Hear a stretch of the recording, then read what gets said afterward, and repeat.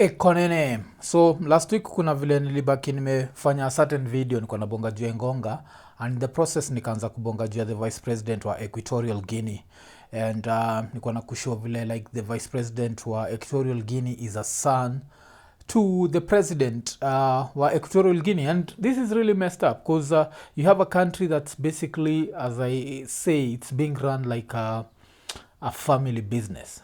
So that's what happens with Equatorial Guinea. Lakini kila siku anajua ni Equatorial Guinea kuna vile iko na connection na Vera, Sidika na Huddah. This is something that I ended up finding out through udem anaitwa Aoko, because it seems like Aoko is back. So Aoko kuna vile alienda pa metweet, and so jua la alafu amekuwa kitry kuprove wase that this is me, this is me, this is me, this is not the government tweeting on my behalf. So there's something that she said that I found to be super interesting. Sasa nikabidi nimeenda tu online, nibaki nimegoogle haraka haraka nione kama ni ukweli. Alafu yeah, to my surprise, what she said was actually true. So kuna kitu ile moja alikuwa ameandika, au alikuwa ameandika, I missed a lot. 400 consenting women took advantage of this man's badminton skills and he's the one arrested. Walipeana through pass. By the way, the vice president of Equatorial Guinea used to smash Sidika's plastic AWS huko Maldives, enda Google utapata effed up country. So that's what Aoko alienda pa post. Alafu vile alipost hivi nikashindwa jo, how true is this? Alafu vile usamaga ni Google msema kweli. So nikaenda pale nimegoogle, alafu nikabaki nimepata like a few articles from back in the days, and hii ni article ya October 5th 2017. Alafu ilikuwa imeandikwa na msanii Martin Oduor. This appeared on Ghafla. So ilikuwa Teodoro Nguema Obiang Mangue, popularly known as Teo Nguema, is the most extravagant vice president in Africa, and his father is the most brutal dictator of modern day Africa. But the headline ilikuwa the truth about Vera Sidika's trip to Maldives being funded by Teo Nguema, the son of Africa's most brutal dictator. So kwa hii article ya Ghafla kulikuwa na story moja ilinishtua. Ilikuwa imeandika nao sasa juu ya buda ya Teodoro. So ni Teodoro Obiang Nguema Mbasogo has been the president of Equatorial Guinea for the last 38 years. So that's the father. Yes. So the 75-year-old president has ruled the tiny oil-rich Central African state with an iron fist. He's been accused of eating his opponents Makende to boost his sexual prowess, na pia organs as a form of revenge. So hii article ilikuwa like back in the year 2017. Mi sikuwa najua juu mse, na usisahau majuzi vile nimebonga juu mse, nilibonga juu vile alikuwa covered in the media, especially the western media, and like one of the things that I was joking about was vile walikuwa namchomea. Unajua walikuwa namchomea kiasi unashindwa like akabudajo, is this what he used to do ama z. So kuna time pia nikabonga juu the fact that a French court had frozen his money. Hii French court ilikuwa imefreeze how much? It freeze $170 million, which came to around over 20 billion Kenyan shillings. That's how corrupt these people are. But sasa cheki, the reason why I found this story interesting ni sasa inasemekana umse yuko connected na Vera Sidika, na pia before Vera kuna vile Huddah alikuwa ameattend birthday party yake. Hizi stories zote zilikuwa kwa Ghafla. Unakumbuka kuna time Ghafla used to be Ghafla. I don't know what happened to Ghafla, but nakumbuka kuna time Ghafla ilikuwa Ghafla. So earlier that year kwa Pulse Live, pulselive.co.ke, walikuwa wameandika the flamboyant vice president who invited Huddah to his private birthday party. The flamboyant vice president is known for his lavish lifestyle. Then kakwa Kenyan socialite Huddah took to social media to share and brag after being invited to the exclusive birthday party of the most powerful vice president in the world. The most powerful? That's some bullshit. The most powerful vice president in the world would have to be the American vice president. Unajua koziende iko close to power kabisa. And of course the most corrupt vice president in the world, hiyo kuna vile umsana mnini. But sasa going back to ile nini niko nimebonga juu yake baadaye, and I'm not saying anything about Huddah, I'm not saying anything about Vera Sidika, but I find the connection interesting considering that Al Jazeera walisema The former butler of the vice president alleged that life behind these mansion walls was one full of whores, alcohol and cocaine. Those days are definitely now over. But at the Paris courthouse, a reminder of what life can be like for opponents who challenge the family's grip on their country. I was tortured by the Minister of the Interior. The minister himself was giving orders saying, do this, do that. It happened at the ministry building in Equatorial Guinea. nasikia watu walikuwa nafinywa kende, alafu watu wengine wanainvitiwa birthday party. It happens, najua.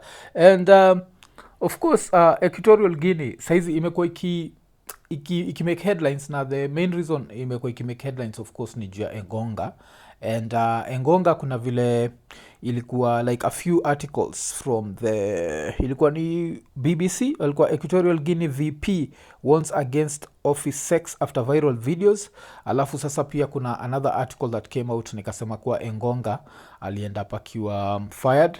And then there was also a video that was going around that I'm not 100% sure kama ni Egonga, but kulikuwa na buda fulani ule anapelekwa around na unacheki kama yuko like in chains. I don't know if that's actually Egonga ama waswana bonga tu, cause pia like afterwards kumekuwa pia na video ingine pia imetokea, kuna dem light skin na mse fulani dark skin, alafu inasemekana ni wife wa Egonga anagongwa, unacheki. So kumekuwa na so much happening at the same time that I actually don't know what to believe and what not to believe. But kile najua ni Egonga amefanya end up tukijua juu ya Equatorial Guinea na tukaanza kubonga juu yake. So vile inasemekana kuwa like Egonga alienda he's been fired, and even after kuwa fired pia amekuwa arrested. Do I know how true that is? I don't know. But tukigo back to history ya Akabuda, yeah, I don't know how to take it when I hear that an African vice president is inviting socialites, and you know that this is taxpayers' money. And so hii moja ya Huddah, I think Huddah confirmed that she was invited. But it come to Vera Sidika. Vera libaki amekataa kabisa, because these things happened in 2017. Mi sikuwa najua, chance kudanganye. I'm just learning about this. So kulikuwa na Kenyan women threatened to boycott Vera Sidika's products.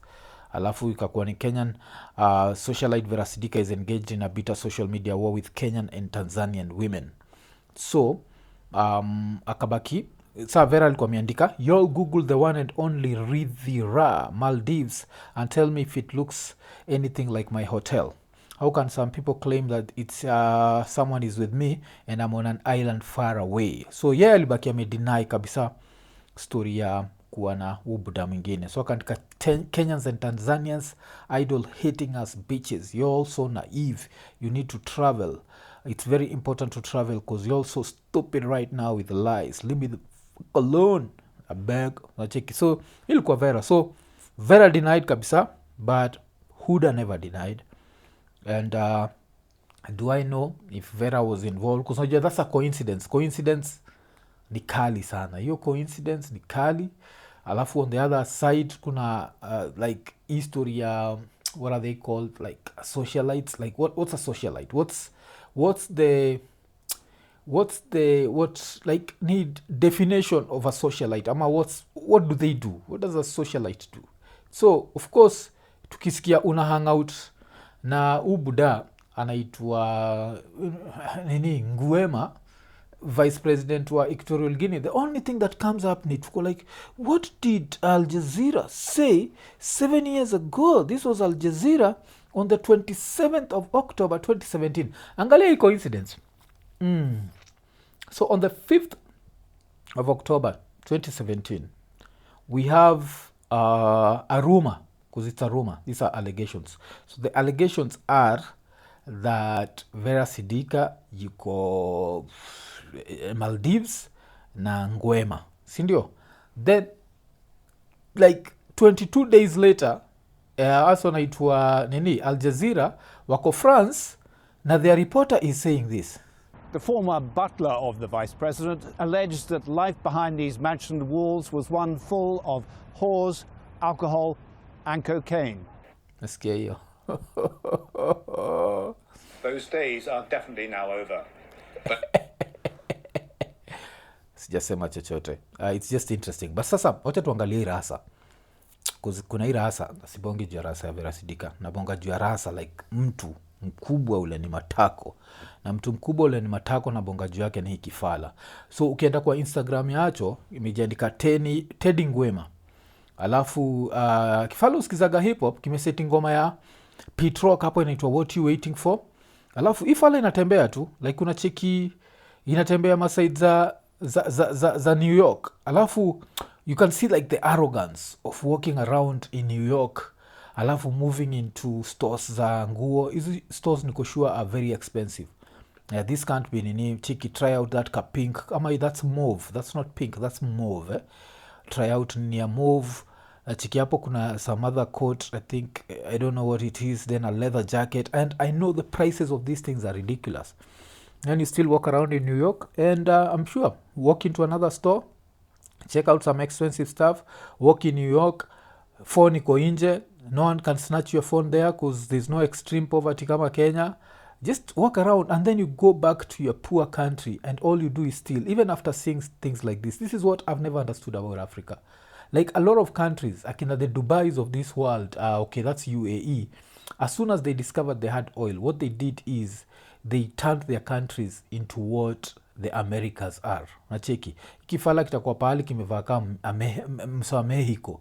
But there's nothing to show for it. Kicheza golf, nothing to show for it. Hii ndio ujinga spendagi juu ya mafala kama hawa. Unacheki, unatumia hizi ma private boats and all this nonsense while your people languish in poverty. And but that your connection ya Huddah imenishtua. Like mpaka now I miss Ghafla, man. What happened to Ghafla, man? You used to mko mnatupiga na story Ghafla hivi. Mimi sikuwa nakumbuka hii story. Jana sikuwa najua hii story. Mpaka tu ukienda kwa like Google, baki Google Huddah alafu Ngwema, utaona kitu kama the first thing itakuja ni Ghafla. Huddah Monroe attends the birthday of Teo Ngwema. So Huddah li attend on 27th of June 2017. So Huddah after attend on the 27th of June 2017, all I can say is around how long? Around 3 months later, yes, just a few days after 3 months, kuna vile Al Jazeera walibaki wametoa article fulani. Na sijui kwa ulisikia article, kuna vile msa alisema The former butler of the vice president alleged that life behind these mansion walls was one full of whores, alcohol and cocaine. Those days are definitely... Sijasema chochote. Okay, and so umse, now back to Egonga. Egonga kuna vile alimake headlines, alimake headlines mpaka alibaki amefika mpaka India. Cause kila mtu alikuwa na bonga juu yake. Cause Egonga kulikuwa na all those videos ya Egonga akigongana. And I don't know what to feel about this. Cause right now, when we think about Equatorial Guinea, the only thing that comes to mind is the sex scandal. So now he's been fired. And but it still remains that kuna hii kifala kinaraniwa country kwa size hiyo time kwa 7 years later, of course you feel like around 82. Son wake ndio vice president and the son is going to take over, but still Egonga, wacha tukumbuke Egonga jo ilikuwa ni nini ya India, like a media station ya India. Ever since the videos went viral, the government has taken actions to curb their spread. The civil servant Egonga has been suspended and the probe over the scandal is underway. Apart from Egonga, the government said that all of those appearing in the sex tapes would also be suspended without providing names. While Egonga amekuwa suspended, alafu inasemekana madem pia hapo watakuwa fired, but apart from that they've curbed the spread of the videos. So saizi hii country ni interesting because I was even looking at it niko like what's the like inaitwa nini ile like the main broadcaster wa Equatorial Guinea, and when I did that I ended up looking for it and I could not find like sikuwa naweza kuifind on YouTube, and because through that we'd have been able to get more information of what's actually happening in New Guinea, but in Equatorial Guinea. But now this like what do I think about all this? It goes back to the vice president. Yes, Egonga alikuwa nagongana huko nje, but if you go to such a country where, remember, nilibonga juu ya now how this guy was going around and sleeping in hotels, and I think kona ni wachigi unajuaga, I'll rarely make like these simple multiplication mistakes, and I actually made a mistake nikibonga juu ya him sleeping in a $75,000 a night hotel, nikabaki nimesema 900,000 shillings, because that's how crazy that is. But the actual figure ilikuwa over 9 million, especially saa hizi tukinini na 130 blah blah blah, ina come to over 9.75 million. Let's put it at 10 million shillings a night umse ana spend kwa hoteli. Sa hiyo Equatorial Guinea is such a poor country, unajua, it's such a poor country, and now it still comes back to what are we supposed to think? We look at people and we admire their lifestyles, and so Vera denied that she ever met Egonga, not Egonga, she ever met Nguema. So let's give her the benefit of the doubt. Huddah alibaki amekubali, alimitaka Buddha, but sasa lazima tujiulize kitu moja, how much risk was she taking pia ye kadem? Because I know this is quick money, utaishia huko, but this is a son of a dictator, and what we've learned is, ukiangalia msehemu kama Moi, Jonathan Moi, remember what Jonathan Moi did? Son of dictators are some of the most brutal people. So yes, I'll respect your hustle and I respect your money, and but madem wako safe out here. These people are not joking. These are not people to kishia pale, whatever he says goes. Ajua amekufly, umekuja huko, atakuuliza unafikiri nilikufly hapa juu ya nini? Let's say mko na Equatorial Guinea, what do you do? So ni poa kama mna meet them out there in other countries that might be safe, but then at the end of the day also ask yourself, is this blood money worth it? Because that's literally blood money. That's Equatorial Guinea's taxpayers money, and but this was 7 years ago. Waude majai post tena that washamit tena. Of course we can't know what happened there. Maybe he's a good guy, and he separates like hanging out with the Huddahs. So he'll hang out with the Huddahs today, alafu the next day anaenda up amedu vitu zingine, najua. And kona shindwa the next day anafanya nini? Vile nimesema jo, huu ni msee wa you use taxpayers money the best way you know how. And taxpayers money in Equatorial Guinea is money that should be used for other stuff. So unapata on Monday he's hanging out with Huddah, because Vera alideny na akatuambia tuangalie mpaka hoteli, si ndio? So on Monday I hung out with Huddah, then on Tuesday I'm in a different hotel. The former butler of the vice president alleged that life behind these mansion walls was one full of whores, alcohol and cocaine. Kia jo, hizo ndio vitu je zimesemwa jo. And what can I say? Kenya, Equatorial Guinea, Egonga, kitu moja, ikonini.